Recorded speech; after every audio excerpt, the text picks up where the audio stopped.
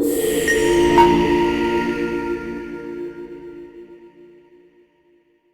दोस्तों, आज की कहानी हमारे अलग कॉन्सेप्ट की है।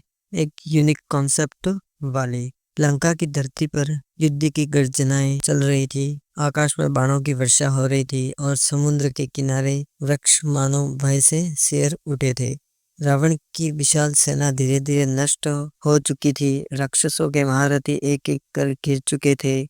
युद्ध अब एक ऐसे मुकाम पर पहुंच गया था जहां रावण के सबसे प्रबल पुत्र इंद्रजीत, जिसे लोग मेघनाद भी कहते हैं, राम की सेना के सामने खड़ा था। उसका नाम ही देवताओं को भयभीत कर देता था, क्योंकि उसने इंद्र को भी परास्त कर दिया था। मेघनाद के नेत्र अग्नि समान लाल थे। वह अपने रथ पर सवार होकर गरजते हुए बोला, राम और लक्ष्मण, तुमने मेरी लंका तहस नहस कर दी। मेरे भाई, मेरे मित्र सब मारे गए। आज मैं अपने पिता का अपमान नहीं सहन करूंगा। तुम दोनों में से कोई जीवित नहीं बचेगा। उसने अपने धनुष पर दिव्यास्त्र चढ़ाए और बाणों की ऐसी वर्षा की कि वानर सेना चारों ओर भाग खड़ी हुई। आकाश मानो अंधकार से भर गया। रथ से उठता धुआं और अग्नि और मेघनाद की प्रचंड हुकार, सब मिलकर युद्ध भूमि को नरक बना रहे थे। लक्ष्मण आगे बढ़े। उनके मुख पर शांति थी, लेकिन नेत्रों में तेज। उन्होंने कहा, इंद्रजीत, तुम्हारा साहस प्रशंसनीय है, लेकिन अधर्म की सेवा में तुम्हारा बल व्यर्थ है। धर्म का साथ छोड़कर कोई विजयी नहीं हो सकता। दोनों के बीच भयानक युद्ध हुआ। दिव्यास्त्रों की टकराहट से आकाश गूंज उठा। कभी मेघनाद लक्ष्मण को बांधने का प्रयत्न करता, तो कभी लक्ष्मण अपने बाणों से उसका रथ तोड़ डालते। राम और हनुमान दूर से यह युद्ध देख रहे थे। वानर सेना ने जयकारे लगाए, लेकिन यह युद्ध इतना भयानक था कि कोई भी निकट आने का साहस नहीं कर रहा था। घंटों तक चले इस महायुद्ध में अंततः लक्ष्मण ने अपना दिव्य शक्ति से युक्त बाण मेघनाद की छाती पर छोड़ा। बाण सीधा उसके हृदय में जाकर धंस गया। मेघनाद का रथ डगमगाया और वह भूमि पर जा गिरा। भूमि पर गिरते ही उसके मुख पर पीड़ा और क्रोध की मिश्रित छाया थी। उसने कहराते हुए आकाश की ओर देखा। उसकी आंखों में आंसू थे, और वे आंसू पराजय के नहीं बल्कि अपूर्ण सपनों के थे। अंतिम सांस लेते हुए वह बोला, देवताओं और मनुष्यों, सुन लो। मेरा वध धर्म की विजय नहीं, बल्कि मेरे पिता के अहंकार की पराजय है। जिस अहंकार ने मुझे इस युद्ध में उतारा, वही मेरे पिता का सर्वनाश करेगा। मैं शपथ लेता हूँ, जब तक मेरे पिता जीवित रहेंगे, शांति इस धरती को नहीं मिलेगी। उनका अंत शत्रु के बाण से नहीं, बल्कि मेरे अधूरे यज्ञ और मेरी अधूरी प्रतिज्ञा से होगा। उनका अहंकार ही उनका वध करेगा। यह कहते ही मेघनाद की आंखें पलकों पर स्थिर हो गई और उसका जीवन यज्ञ की अधूरी आहुति की तरह बुझ गया। राम गंभीर होकर बोले, लक्ष्मण, देखो, यह वीर अपने समय का महान योद्धा था। अधर्म का साथ देना इसका पतन का कारण बना, पर इसके अंतिम शब्द, यह साधारण नहीं, इसमें कोई गूढ़ रहस्य छिपा है। लक्ष्मण भी चकित थे। उन्होंने कहा, भैया, यह शाप व्यर्थ नहीं जाएगा। निश्चित ही यह आने वाले समय में परिणाम देगा। इस प्रकार युद्ध भूमि में मेघनाद का अंत हुआ, लेकिन उसके शब्द हवा में गूंजते रहे, एक ऐसे शाप के रूप में जो भविष्य में लंका के महाराज रावण की मृत्यु का वास्तविक कारण बनने वाले थे। जब मेघनाद की मृत्यु का समाचार रावण तक पहुंचा, तो लंका का राजमहल शोक से भर गया। मंदोदरी विलाप करने लगी। उसकी आंखों से आंसू रुकने का नाम नहीं ले रहे थे। उसने रावण को भस्म भस्म कर देने वाली दृष्टि से देखा और कहा, स्वामी, यदि आप अपने अहंकार को त्याग देते तो आज हमारा पुत्र जीवित होता। आपकी हठ और अभिमान ने ही उसे काल का ग्रास बना दिया। लेकिन रावण के कानों में यह वचन मानो व्यर्थ थे। उसका चेहरा क्रोध से जल रहा था। उसने अपना मुकुट भूमि पर पटक दिया और गरजा, मेरे पुत्र को छल से मारा गया है। लक्ष्मण ने अधर्म का सहारा लिया है।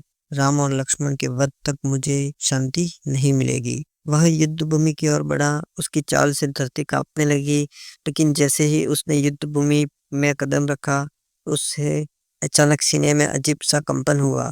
उसका शरीर क्षण भर के लिए भारी हो गया, मानो किसी ने अदृश्य जंजीरें उस पर डाल दी हो। वह समझ गया कि यह कोई साधारण कमजोरी नहीं, बल्कि उसके पुत्र के अंतिम शब्दों का प्रभाव है।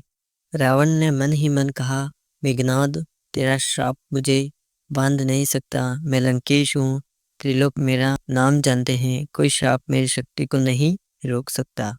लेकिन उसके भीतर एक भय भी जाग उठा। उसे याद आया कि मेघनाद अपने जीवन के अंतिम दिनों में एक विशेष यज्ञ कर रहा था, जो अधूरा रह गया था। यह वही यज्ञ था जो उसे अजय बनाता। अब वही अधूरा यज्ञ और उसकी अधूरी प्रतिज्ञा शाप बनकर उसके जीवन पर छा गई थी। राम इस समय युद्ध भूमि में खड़े हुए थे। उन्होंने रावण को आते देखा। उन्होंने लक्ष्मण से कहा, भैया ध्यान देना, रावण केवल बाणों से नहीं मरेगा, कोई और गूढ़ शक्ति उसके जीवन का अंत करेगी। उसके पुत्र के अंतिम शब्द ही उसका काल बनेंगे। विभीषण आगे आए, उनकी आंखें आंसुओं से भरी थी। उन्होंने कहा, प्रभु मैंने सब देखा है। मेरे भतीजे ने मरते समय अपने पिता को श्राप दिया था। उसने कहा था कि रावण का अंत उसके अपने अधूरे यज्ञ से होगा। मेरे मन में भय है, यह श्राप सत्य सिद्ध होगा। राम ने गंभीर स्वर में उत्तर दिया, विभीषण, श्राप कभी व्यर्थ नहीं जाते, धर्म को सदा सत्य का सहारा मिलता है। यदि रावण का अंत अधूरे यज्ञ से होना है तो हमें उस यज्ञ को पूर्ण करना ही होगा, तभी शाप फलित होगा और रावण को मोक्ष मिलेगा।